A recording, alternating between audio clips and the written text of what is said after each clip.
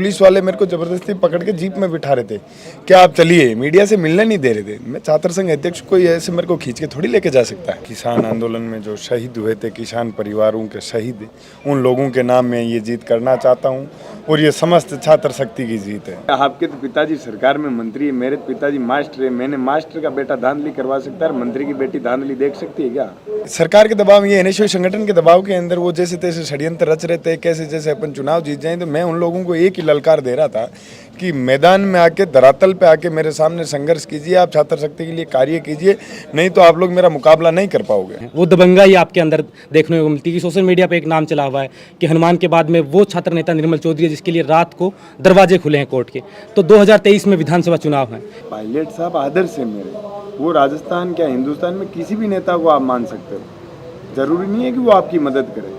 जब किसानों ने पूरी ताकत के साथ, पूरी शक्ति के साथ, पूरे दृढ़ निश्चय के साथ आंदोलन किया तो प्रधानमंत्री को बेक होना पड़ा। तो उसी प्रकार से मैंने सोच लिया था उसी दिन कि निर्मल आप भी मेहनत करोगे तो बड़े बड़े संगठनों को और पद और पार्टियों को और पावर को बेक होना पड़ेगा, आपकी संघर्ष की जीत होगी। नमस्कार, मैं अजय कुमार, आप देख रहे हैं बोल हिंदुस्तान। मान लो तो हार है और ठान लो तो जीत है, और ये कमाल कर दिखाया है राजस्थान विश्वविद्यालय में निर्मल चौधरी ने। क्योंकि 2 साल बाद जब छात्र संघ के चुनाव आए थे तो निर्मल चौधरी ने अब की बार राजस्थान विश्वविद्यालय में निर्दलीय हुकार भरी थी। आज वो जीत गए हैं, 1465 वोटों से वो निर्दलीय रूप के प्रत्याशी के रूप में वो विजयी हुए हैं।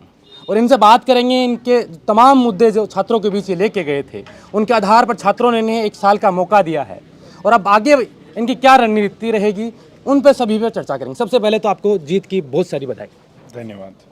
ये जीत आप किन्हें समर्पित करना चाहते हैं, किन के नाम करना चाहते हैं? किसान आंदोलन में जो शहीद हुए थे, किसान परिवारों के शहीद, उन लोगों के नाम में ये जीत करना चाहता हूँ और ये समस्त छात्र शक्ति की जीत है। जैसे कि निर्मल भाई, चुनावों के समय आपने अलग अलग मुद्दे उठाए। 2 साल कोरोना के वक्त भी कैंपस में कोई छात्र नेता दिखा तो निर्मल चौधरी सक्रिय रूप से दिखा। उस दौरान कई मुद्दे थे जिन पे आपने काम किया। क्या लगता है कि इन वोटों में जैसा ध्रुवीकरण किया गया था जाति के नाम पर, धर्म के नाम पर, उनका कोई प्रभाव दिखा या फिर सिर्फ संघर्ष को चुना? संघर्ष को चुना छात्र शक्ति ने। जो उन लोगों के बीच रहेगा, छात्र शक्ति पढ़ी लिखी छात्र शक्ति है, प्रदेश की सबसे बड़े विश्वविद्यालय में पढ़ने आती है। उन लोगों को पता है अपना अध्यक्ष कैसा होना चाहिए, हमारे लिए कौन क्या कार्य कर सकता है, कौन इस विश्वविद्यालय की शिक्षा के स्तर को बदल के उन लोगों को अच्छी मुकाम तक जाने में मदद करेगा। जैसे कि आपको तमाम राजस्थान से बधाइयाँ आ रही होंगी, कोई ऐसा व्यक्ति जो स्पेशल आपको कोई खास संदेश किसी का? मैं समस्त मेरी टीम का धन्यवाद करना चाहता हूं जिन्होंने पूरी जी और जान से मेहनत की थी अध्यक्ष के लिए। अभी आप देखें कि आप जैसे ही अध्यक्ष के रूप में घोषणा हुई थी कि 1465 वोटों से निर्मल चौधरी जीत गए, उस दौरान जैसे आप बाहर निकल रहे थे तो आपके तेवर कुछ तीखे नजर आए। क्या मामला हुआ था उस दौरान? सब मीडिया मेरे सामने खड़ी थी जो आज से आज तक मेरी आवाज़ को मजबूत करती रही है। पुलिस वाले मेरे को जबरदस्ती पकड़ के जीप में बिठा रहे थे, क्या आप चलिए, मीडिया से मिलने नहीं दे रहे थे। मैं छात्र संघ अध्यक्ष कोई ऐसे मेरे को खींच के थोड़ी लेके जा सकता है। क्या बात हुई थी, मतलब पुलिस के बीच में हुआ था? पुलिस ये कह रही थी मीडिया से आप बाद में बातचीत कर लेना, अभी चलो। अच्छा, तो मैंने आपका पुलिस और यूनिवर्सिटी के स्टाफ के साथ 36 का आंकड़ा तो कई दिनों से रहा?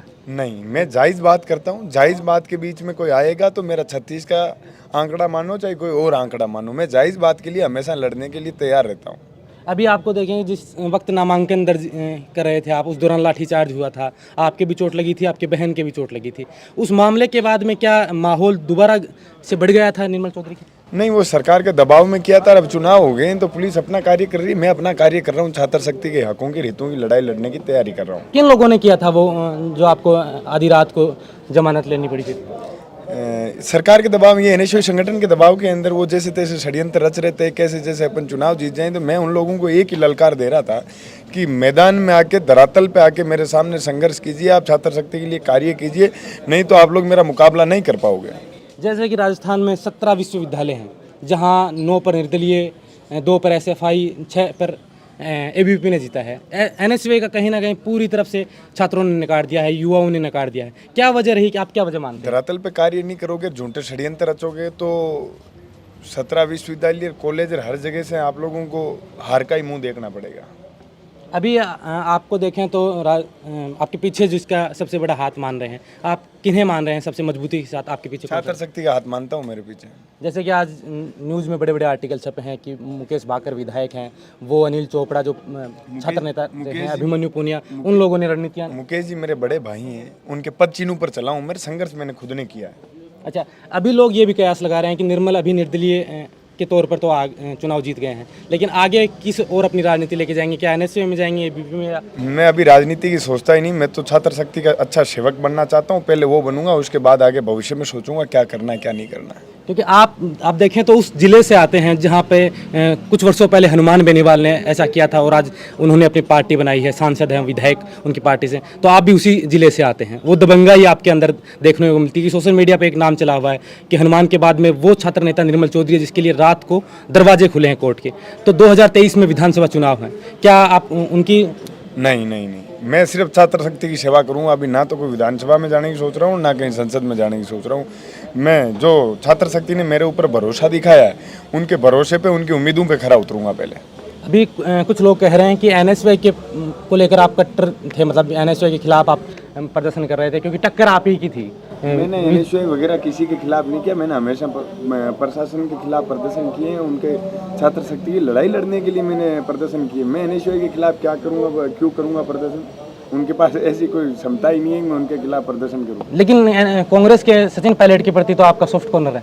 पायलट साहब आदर्श है मेरे, वो राजस्थान क्या हिंदुस्तान में किसी भी नेता को आप मान सकते हो, जरूरी नहीं है कि वो आपकी मदद करे।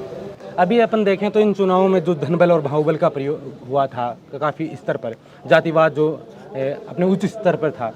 हमने कल बोल हिंदुस्तान पर एक पूर्व छात्र नेता का इंटरव्यू भी किया था, उन्होंने स्वीकारा था बोल हिंदुस्तान पे कि मंत्री जी ने मैनेजमेंट के लिए 10 लाख रुपए दिए थे।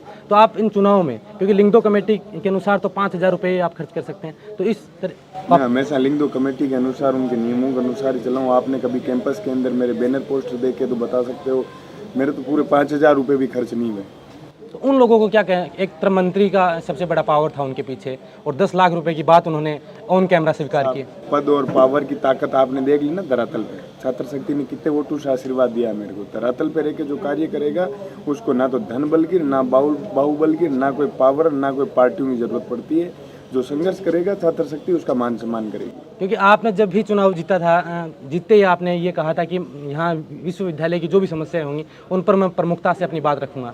तो जो धनबल का जो प्रयोग हुआ है, क्या आप यूनिवर्सिटी के साथ मिलकर इसके ऊपर कोई ऐसी कानूनी कार्रवाई करने की कोशिश करेंगे? नहीं, क्योंकि चुनाव के अंदर, क्योंकि 2023 में फिर मैं सिर्फ छात्र शक्ति के भविष्य के लिए काम करूंगा कि उनको कैसे शिक्षा का फायदा मिले, कैसे रहने करने का फायदा मिले, कैसे इस विश्वविद्यालय के भविष्य में सुधार हो। तो फिर इन धनबल और बाहुबल को आप कैसे जवाब दे पाएंगे? जब संघर्ष जीतेगा तो धनबल बाहुबल अपना आप ही खत्म हो जाएगा।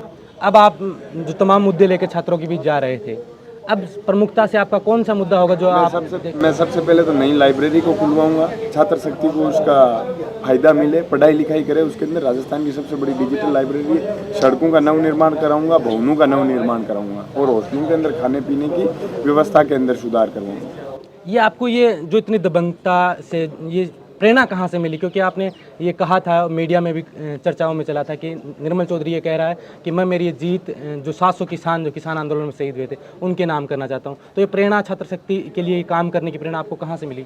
जब किसान आंदोलन कर रहे थे तो लोगों को यूँ लग रहा था कि प्रधानमंत्री थोड़ी बेच जाएंगे। जब किसानों ने पूरी ताकत के साथ, पूरी शक्ति के साथ, पूरे दृढ़ निश्चय के साथ आंदोलन किया तो प्रधानमंत्री को बेक होना पड़ा। तो उसी प्रकार से मैंने सोच लिया था उसी दिन कि निर्मल आप भी मेहनत करोगे तो बड़े बड़े संगठनों को और पद और पार्टियों को और पावर को बेक होना पड़ेगा। आपकी संघर्ष की जीत होगी। संघर्ष हमेशा आगे रहता है, इससे बड़ी कोई चीज़ नहीं होती। अभी आप पे एक आरोप भी लगाया हुआ है, जो आपके टक्कर में निहारिका मीणा थी, उन्होंने कल एक फेसबुक लाइव के दौरान कहा कि चुनावों में कुछ धांधली हुई है। इसको लेकर आप क्या मानते हैं? क्या हमको कोर्ट जाएंगे? क्या आपके तो पिताजी सरकार में मंत्री है, मेरे पिताजी मास्टर है। मैंने मास्टर का बेटा धांधली करवा सकता है, मंत्री की बेटी धांधली देख सकती है क्या? तो ये क्या कहेंगे इस आरोप के ऊपर? आप क्या लगता है? ऐसे आरोप हर हारने वाला व्यक्ति यही आरोप लगाता है। उन लोगों को मेरा एक ही संदेश है, जीवन में आगे राजनीति करनी है तो धरातल पर रह के लोगों के बीच में संघर्ष कीजिए। बिल्कुल। अब आप 1 साल के लिए राजस्थान विश्वविद्यालय के अध्यक्ष के तौर पर हैं। आपने बताया कि प्रमुखता से जो लाइब्रेरी की मांगे हैं इनको आप करवाने का काम आप करेंगे। आप उन नौजवानों को जो छात्र संघ चुनावों में सक्रिय थे, भाग लिया इन्होंने, उनके लिए आप क्या संदेश देना चाहेंगे? उनके लिए एक ही संदेश दूंगा, उनके लिए मेरे द्वार 24 घंटे खुले, कभी भी कोई भी समस्या हो मेरे पास एनी टाइम आओ, मैं आप लोगों के हाजिर हूँ, आप लोगों के साथ मिलकर आपकी आवाज़ को बुलंद करूँगा और मजबूत करूँगा। बिल्कुल, आपने बोल हिंदुस्तान को समय दिया, इसके लिए धन्यवाद। ये थे राजस्थान विश्वविद्यालय के निर्दलीय छात्र संघ अध्यक्ष जो 1465 वोटों से अब की बार विजय हुए हैं। 2 साल बाद छात्र संघ चुनाव हुए हैं और इन्होंने प्रमुखता से अपनी मांगें बताई कि आने वाले समय में लाइब्रेरी जैसी जो प्रमुख मांगें हैं, जो छात्रों के हित की मांगें हैं, उनको ये सबसे पहले काम करने की कोशिश करेंगे। और जो आरोपों की बात हो रही है सोशल मीडिया पे, जो धांधली की बात हो रही है, उन्होंने सिरे से नकारते हुए कहा कि हर हारने वाला छात्र नेता यही आरोप लगाता है। बहरहाल इस वीडियो में मुझे दीजिए इजाज़त। आप देख रहे थे बोल हिंदुस्तान, मैं अजय कुमार, नमस्कार।